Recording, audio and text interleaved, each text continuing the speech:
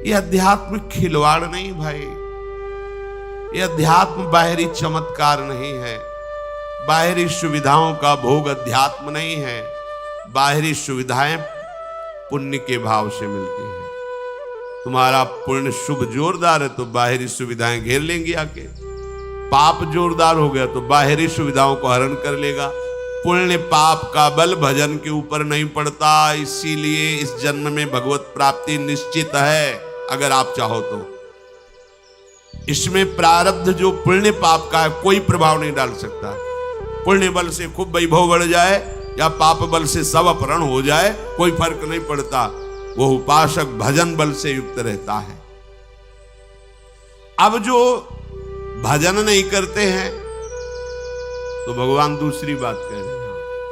पहले तो कहा मैं सब में व्याप्त हूं, संपूर्ण प्राणियों में भगवान है, सब रूपों में भगवान है। अब जो भगवान कह रहे हैं ये थोड़ी समझ की बात है। क्या कह रहे हैं? मत स्थान सर्वभूतानि न चाहम तेषु अवस्थिता, मैं उनमें नहीं हूं और वो मेरे में नहीं। अभी क्या कह रहे? मया तत्मिदं सर्वम जगद अव्यक्त मूर्तिना, मैं ही संपूर्ण प्राणियों में स्थित हूं, चाहे वो परा प्रकृति हो चाहे अपरा प्रकृति हो, जीव हो या माया हो, मैं ही मैं हूं। समझ में आ गई? क्योंकि बहुत बार सुना है। अब एक भगवान बात कह रहे, आश्चर्य में कह रहे, न चाहम तेषु अवस्थिता। पहली बात का मया तद्विदम सर्वम जगद अव्यक्त मूर्तिना, मैं सब में विराजमान हूं। पहली बात के विरुद्ध भगवान यहां बोल रहे, मैं उनमें स्थित नहीं हूं, मैं सब में स्थित हूं, सब में। अब इसमें कह रहे भगवान न चाहम तेषु अवस्थिता, मैं उनमें स्थित नहीं हूं। किन में? जो मेरा आश्रय लेकर भजन नहीं कर रहे हैं। जब सिद्धांत में बोलेंगे तो बोलेंगे क्रूर पापी दुष्टात्मा में भी भगवान विराजमान है, और भगवान यहां स्वयं कह रहे मैं उनमें नहीं हूं। इसका भाव समझे, बड़ा सूक्ष्म भाव है। जैसे उदाहरण में समझेंगे आप, भगवान ने कहा कि आत्मा का जन्म मरण नहीं होता है, न कोई जन्मता है न कोई मरता है, जो आत्म स्वरूप है। पर अर्जुन यदि तुम मानते हो जन्म मृत्यु को, आत्मा का नहीं होता, न जायते मृत्युः कदाचित्, लेकिन यदि तुम मानते हो तो जातस्य ही ध्रुव मृत्यु, जिसका जन्म हुआ निश्चित मरेगा। दो बात के, पहली बात में ना किसी का जन्म है ना किसी की मृत्यु है। किसकी? जो आत्मस्वरूप में स्थित है उसको यह अनुभव होगा। लेकिन जो शरीर में स्थित है, जो जातस्य ध्रुव मृत्यु, वो जन्मा मरेगा निश्चित। अब यहां बात समझो, पहले शब्द में भगवान बता दिया कि मैं सब में हूं। अब फिर कह सकते कि जब भगवान हम में है तो हमारे कल्याण में अब कमी क्या हो सकती? भगवान ही आकर विराजमान है। भगवान कर मैं उसमें नहीं हूं। किस बात में? समझना होगा।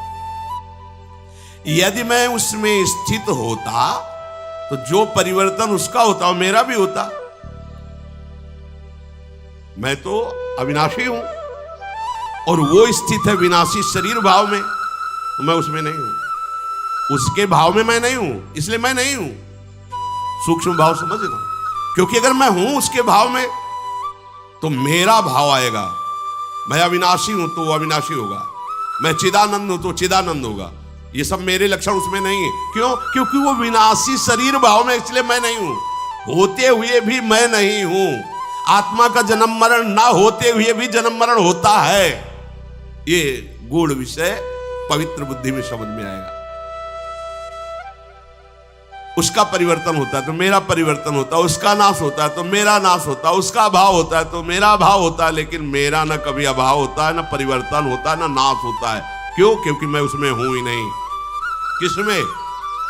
जो मेरा आश्रय लेकर के भजन करते हैं उनको ये अनुभव आएगा कि मैं उनमें हूं, वो मेरे में है।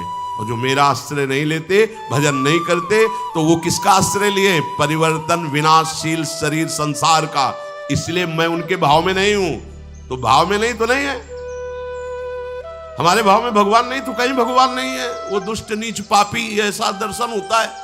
हमारे भाव में भगवान है तो सर्वम खलविदम, सब जगह भगवान। बात समझना, मैं नहीं हूं उनमें। तो कहते परिवर्तनशील अगर शरीर है, पंचभूत है, तो पीछे तो भगवान ने कहा कि अपरा प्रकृति भी मैं हूं, तो पंचभूत भी तो भगवान है। तो बोले वो मानता कहां है? वो मानता का उसके भाव में नहीं है ना, इसलिए मैं नहीं हूं। समझ पाए? होते हुए भी भगवान ने मना कर दिया कि मैं नहीं हूं। बोले भगवान क्यों नहीं देख रहे, उनको क्यों नहीं बचा रहे? क्योंकि वहां नहीं है। नहीं है तो सर्वम, सब जगह भगवान। तो वो मानता कहां है? उसने पुकारा कहां? उसने भजा कहां? इसीलिए सब हो रहा है। ये बड़ा सूक्ष्म विषय है। तात्पर्य है परिवर्तनशील नाशवान अभाव में यदि तुम्हारा भाव है तो भगवान तुम में रहते हुए भी तुम में नहीं है उन्हीं की धरा में हो, पर तुम्हारे भाव में नहीं रहा तो नहीं है भगवान। जैसे शिल्पिल्ले बाई को कोई आकार विग्रह नहीं दिया था गुरुजी ने, ऐसे पत्थर को टुकड़ा दे, प्योर पत्थर, कोई आकार नहीं, और कहा ये तुम्हारे भगवान श्याम सुंदर है। उनके भाव में आया मेरे भगवान श्याम सुंदर है, छाती से हृदय में लगाए, रात दिन उन्हीं को प्यार दुलार। अब जब ब्याह हुआ तो पति की तरफ हेर ही नहीं रही थी। पति ने देखा कौन सा किसकी छवि क्या, तो देखा एक पत्थर का टुकड़ा। हमसे ब्याह किया, हमारी तरफ तो देख रहे पत्थर के टुकड़े एक देर जल में फिर भारी व्याकुलता, कूद पड़ी। अब तो प्राण त्याग देंगे, अपने प्रभु के बिना मैं नहीं जी सकती। जल से निकल करके पत्थर का टुकड़ा, और सामने ही ललित त्रिभंगी मुरली मनो है ना उस पत्थर में, उसके भाव में नहीं है ना, वो फेंक दिया है पत्थर का टुकड़ा। वहां भांग जिससे बांटी जाती थी वो बट्टा धन्ना जी को दिया। ये भगवान है तुम्हारे। बालक थे तो शालिग्राम भगवान को नीचे बैठाल दिया और बट्टा को ऊपर ऐसे रख दिया। बोले बड़े ठाकुर चाहिए कि छोटे?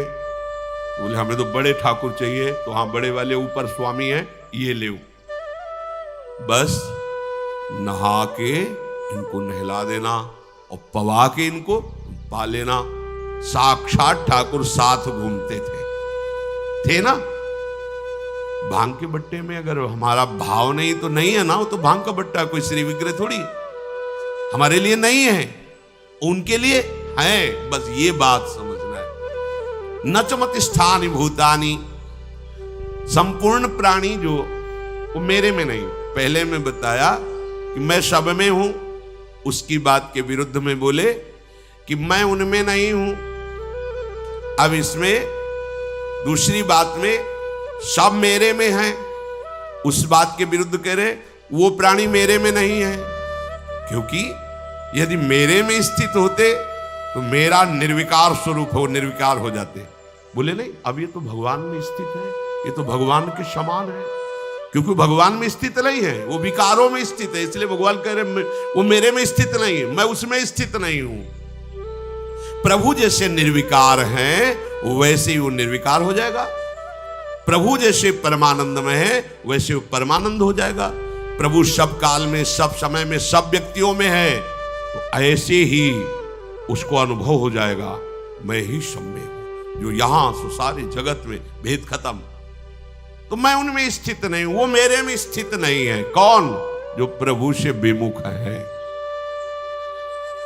प्रभु हैं सब में, पर जिनके अंदर प्रभु का भाव नहीं है तो प्रभु वहां विराजमान होकर भी कहते मैं वहां नहीं हूं। जैसे दुर्वासा जी को कहा कि जो केवल मेरी अनन्यता में है, मेरे भजन में है, वो केवल मुझे जानते हैं, तो मैं केवल उन्हीं को जानता हूं। देख लो सर्वज्ञ भगवान क्या कह रहे हैं, वो मुझे जानते हैं, मेरे अनन्य तो मैं उनका अनन्य हूं, मैं केवल उन्हीं को जानता हूं। वो मेरे हृदय है, मैं उनका हृदय हूं। साधु हृदय मई।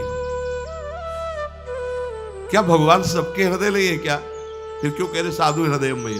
उन्होंने अपना हृदय दे दिया तो मेरा हृदय ही उनके हृदय में स्फुरित हो गया। आपने हृदय संसार को दिया तो भगवान हृदयेश्वर हृदय में रहते हुए कह रहे मैं तुम्हारे हृदय में नहीं हूं, चिंता मत करो, मनमानी जो करो अवश्य में भोक्तव्यम कृतम कर्म शुभाशुभम। वो आपने हृदय विहारी भगवान को पहचान कर अपना हृदय उनके हवाले कर दिया। तो कह रहे चिंता मत करो, हम तो हम सर्व पापेभ्यो मोक्षयिष्यामि मा शुचा। तुमने माना कि मैं हूं तो आप निश्चिंत हो जाओ। तुमने माना कि यहां भगवान नहीं है तो मैं नहीं हूं, हम आंख मुंदे हैं, नहीं है, मान लो नहीं है, तो भोग रहे हैं, जन्म मरण को प्राप्त हो रहे हैं। श्री भगवान कह रहे मैं उनमें स्थित नहीं हूं, वो मेरे में स्थित नहीं है। बोले अब इनकी भगवान में स्थिति है। भाव वस्तुतः संपूर्ण प्राणियों का उत्पन्न होना, संपूर्ण प्राणियों का पालन होना, संपूर्ण प्राणियों का सृजन होना और संपूर्ण प्राणियों के रूप में होना, ये केवल भगवान ही है। प्राणियों का भरण पोषण धारण स्थिति मैं ही हूं, पर जो मेरा भजन नहीं करते, मेरा आश्रय नहीं लेते, मैं उनके भाव में नहीं हूं ना, तो नहीं हूं। जाकी रही भावना जैसी, वो मेरे में स्थित नहीं है, इसलिए मैं उनमें स्थित नहीं हूं। जो मेरे भाव में है, मैं उनको रोम रोम में अनुभव कराता हूं कि प्रभु विराजमान, कण कण में अनुभव कराता हूं प्रभु विराजमान। इसलिए इस भाव को हम हृदय से स्वीकार करें, हम कभी अकेले नहीं हैं, हमारे साथ प्रभु है। किसी भी समय में ऐसा वो समय नहीं जहां प्रभु ना हो, तो इस समय भी प्रभु हमारे हैं। इस समय यही है, सब में है, हम में भी है, सब जगह यहां भी हैं, सब समय में इस समय भी है, सबके हैं, वो हमारे भी हैं। ये भाव के बिना भक्ति पूर्ण नहीं होती। कभी आप अपने को अकेला मत समझिए, आपके प्रभु आपके साथ हैं। ये तभी समझ सकते हो जब मुख में नाम चलेगा। मुख में हो राम नाम, राम तेरे हाथ में, बंदे तू अकेला नहीं, राम तेरे साथ। ये कब अनुभव हुआ? जब मुख में राधा वल्लभ लाल को हृदय ध्यान, मुख नाम। फिर बोलो अब किसकी जरूरत पड़ेगी? जब आपको लगेगा प्रभु मेरे साथ हैं, प्रभु मेरे हाथ में है। हाथ का मतलब होता है जैसा मैं चाहूंगा वैसा मेरे प्रभु करेंगे। ये आगे की स्थिति में होता है जैसा मैं चाहूंगा। पहले तो तुम्हें जोई जोई प्यारो करे, सोई मोई भावे, ऐसी स्थिति बनानी होगी। फिर भावे मोई जोई, सोई सोई करें प्यारे, ऐसी स्थिति अपने आप प्राप्त हो जाएगी। प्रश्न उत्तर में आते हैं, कहते हैं कि भगवान का हमने कभी कुछ बुरा तो किया नहीं, भगवान ने हमारे साथ बड़ा बुरा किया, एक ही लड़का था उसको छीन लिया। अब क्या उत्तर उनको दे? इतने मोहांधकार में फंसे हुए, अब क्या उनको उत्तर? तुम्हारा लड़का था, तुम जान पाए? तुम्हारी क्या सामर्थ्य है कि तुम कुछ एक अंगुली की भी रचना कर लो? पुत्र बनाना तो बहुत बड़ी बात है। तुम्हारी अंगुली काट दी जाए, तुम नई उसको प्रकट कर दो तो जाने कि तुमने पुत्र रचना की है। अरे पागल, वो भगवान का ही है। जितने समय के लिए यहां जो लीला के लिए आया कि अंतर ध्यान हो गया, तुमने उसे अपना मान लिया, प्रभु को अपना नहीं माना, इसलिए तुम्हें शोक, ये दंड तुम्हें मिल रहा है, ये तुम्हें दुख भोगना पड़ रहा है। भागवत में श्री चित्रकेतु जी के चरित्र में आता है कि उनके बहुत सी रानियां थी, बहुत से में 1 करोड़ रानियां। वो संतान के लिए बहुत व्याकुल रहते थे, किसी भी रानी से गर्भ नहीं हुआ। धर्म का आचरण करते थे, संतों पर भाव रखते थे।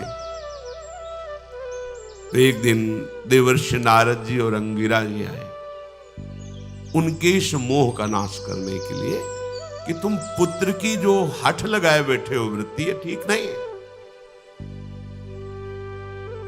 आकर कहा कि राजन, तुम जो उदास रहते हो ठीक नहीं, ये पुत्र प्राप्ति की चाह का त्याग करो और श्री भगवान का भजन करो। ये कुछ दिन का जीवन है, पुत्र आदि तो एक लौकिक मान्यताएं हैं, लौकिक संबंध है, उनका हमें ज्ञान की जरूरत नहीं इस समय, क्योंकि ममता रत सन ज्ञान कहानी व्यर्थ होती है।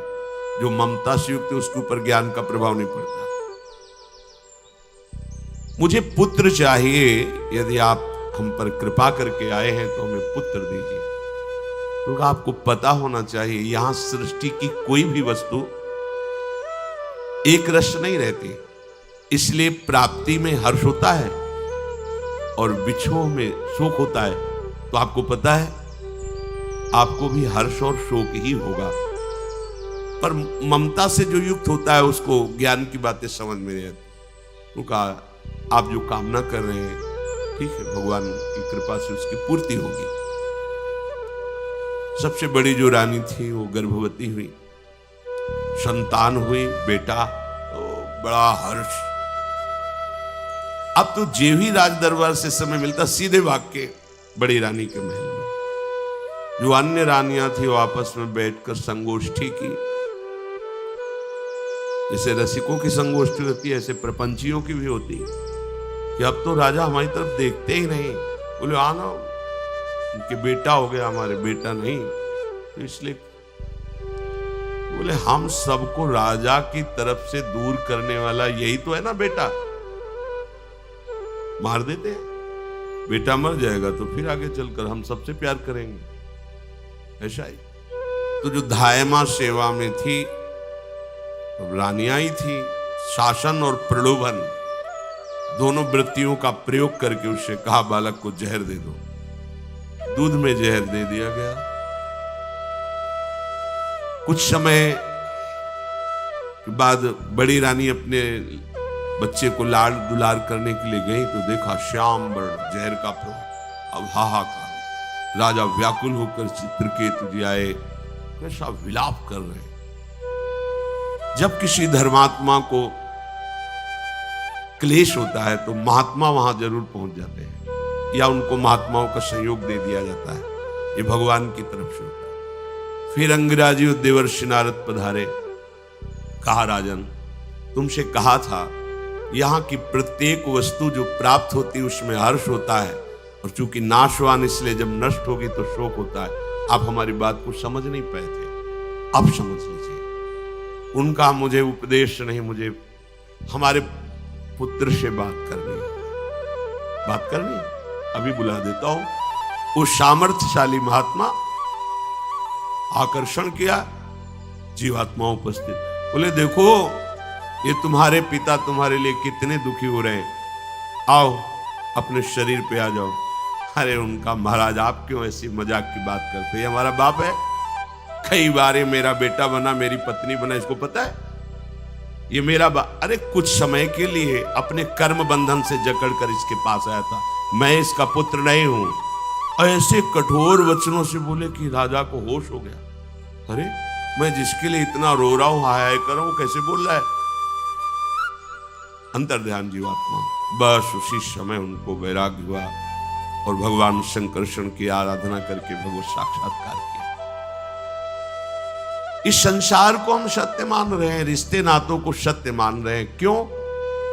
भगवान कह रहे असत दधाना पुरुषा, क्योंकि उनको मेरे पर श्रद्धा नहीं है, इसलिए उनकी ये दुर्गति हुई। क्या दुर्गति? वर्तमान में शरीर से राग हो जाना, शरीर संबंधियों से राग हो जाना, शरीर भोगों से राग हो, वर्तमान में दुर्गति है। इसका परिणाम तो दुर्गति है ही है, केवल दुर्गति परिणाम है, केवल दुर्गति। और प्राय हम सब इसी में फंसे हुए हैं। मृत्यु संसार वर्तमनी, भगवान कह रहे हैं या मरना ही मरना है, सब प्रतिक्षण मर रहे हैं। बोले हम तो नहीं मर रहे हैं, हम तो बर्थडे मनाते हैं। कहां मर रहे हैं? अज्ञान है, इसलिए तुम नहीं जान पा रहे। जैसे हम यमुना जी के समीप गए और पहली दृष्टि जो जल देखा वो कहां निकल गया, तुम समझ नहीं पाए, और हमें लगता है ये वही यमुना जी का जल है जो मैं पहले से देख रहा हूं। वो दृष्टि जो गई वो तो बहुत दूर निकल गया। ऐसे ही ये संसार के जितने भी व्यक्ति, पदार्थ, वस्तु, ये सब इतनी जोर से चलायमान है कि आपको पता नहीं चल पा रहा कि गति हो रही। आपको लग रहा है मैं स्वस्थ और बढ़िया, प्रतिक्षण मर रहे हो, आपकी श्वास नष्ट हो रही, आयु नष्ट हो रही, स्वास्थ्य नष्ट हो रहा है, आपको पता नहीं है। मृत्यु संसार वर्तमनी, यहां मरना ही मरना है, विनाश ही विनाश है, पर तुम्हें समझ में नहीं आ रहा। जैसे कसाईवाड़े में जीव बंधे होते हैं, बकरे, गाय आदि, भैंसे आदि, तो उनको भी चारा डाला जाता है, क्योंकि 2-4 दिन बाद नंबर आएगा, तो ऐसे नहीं रखते, वो भी चारा डालते। वो बड़े आराम से खा रहा है, पंखा चल रहा है, खा रहा है, सोच रहा है बहुत बढ़िया जगह आ गए। लेकिन उसको ये पता नहीं कि दीवार के बगल में गड़ासा लगा है, नंबर आने पर तुरंत काट दिए जाओ। ठीक ऐसी हमारी दशा है। स्त्री भोग, संसार भोग, राग सब इकट्ठा है। हम बड़े मौज में, और ये पता नहीं कि काल रूपी कसाई केवल समय का इंतजार कर रहा है। आया पूरे के पूरे को नष्ट कर दिया, कुछ नहीं बचा। सब हमारा कमाया धमाया, सोचा विचारा, सब भावात्मक कल्पनात्मक, सब विध्वंस। बचा तो अविनाशी भगवान का भजन, वो किया नहीं तो हुआ क्या? बोले विनाश ही विनाश, कुछ हाथ नहीं लगा। यह मनुष्य शरीर केवल भजन और भगवत प्राप्ति के लिए मिला है। भगवान ने कृपा करके संपूर्ण कर्मों के फल को रोक करके आपको मनुष्य बनाया है। ये आप अपने कर्म से मनुष्य नहीं बने। कबहू करी करुणा नर देहि, देत ईस बिनु हेतु, बिनु हेतु, बिना किसी हेतु के भगवान ने हमें शरीर दिया है भगवत प्राप्ति के लिए। संस्कृति मांझ बरियाई के पायो, सेवक जी महाराज जी से संस्कृति के चक्र को, कर्मों को रोक कर भगवान ने बीच से निकाल कर मुझे मनुष्य बना दिया कि चल अपना कल्याण कर ले। सतत मेरा भजन करके, मेरे आश्रय में, मेरे चिंतन में तो मेरे को प्राप्त हो जाएगा। ऐसे बढ़िया अवसर को प्राप्त करके हम भगवान से वादा भी करके आए थे गर्भ में, बस एक बार निकाल दो इस नर्क से, दोबारा इस नर्क में नहीं आऊंगा, ऐसा भजन करूंगा। हम भूल गए और फिर लग गए। भूमि परत भा ढाबर पानी, तिम जीवई माया लप, यहां जन्मे फिर वही नया प्रपंच। ये अम्मा, ये बप्पा, ये भैया, ये रुपया पैसा, भोग सामग्री नया नया लग रहा है। अनंतों बार भोग चुका है पर उसे नया लग रहा है। विस्मृति के गर्त में पड़ा हुआ उसे नया लग रहा है। पूरा जीवन फिर उसी प्रपंच में, और फिर मृत्यु, फिर जन्म। कभी तो विचार करो इस पर कि ये हमारी दुर्गति तब तक चलती रहेगी जब तक श्री हरि में हमारी श्रद्धा समर्पित नहीं होगी। क्योंकि इसका विशुद्ध ज्ञान श्रद्धावान को ही होता है। श्रद्धावान लभते ज्ञानम तत्परा शैतेन्द्रियः, ज्ञानम लब्ध्वा पराम शांति मचिरेणाधिगच्छति। यहां दो बार ज्ञान शब्द का प्रयोग है।